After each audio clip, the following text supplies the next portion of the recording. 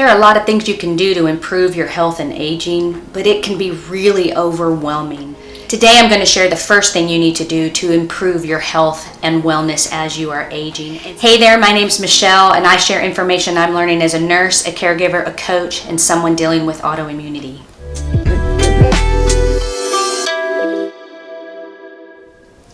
I spent many years suffering from various symptoms, going from doctor to doctor, trying to figure out what ailments were the cause of all my symptoms.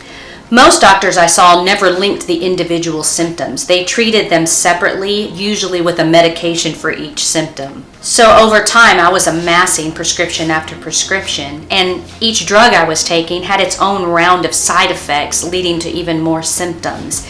It was becoming this horrible loop I was getting in, and I felt like I was drowning. Not once did a doctor suggest that my lifestyle might be the cause of them.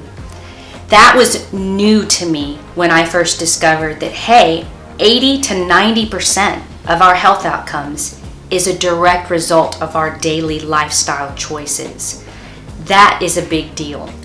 Now, there are many things that we can do to improve our lifestyle, but as I said at the beginning of this video, it can be really overwhelming. So what's the very first thing you should do? The very first thing you should do to begin improving your health and wellness as you age is removing processed foods.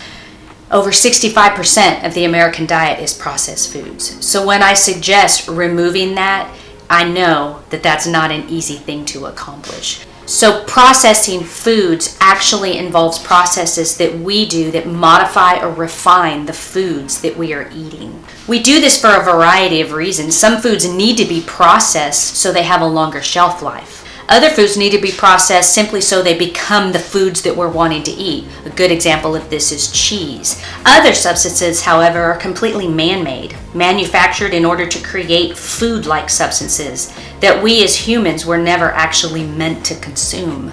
Examples of these include artificially flavored items, chips, crackers, energy drinks, sodas, white breads and pastas, instant mashed potatoes, Twinkies, candy bars.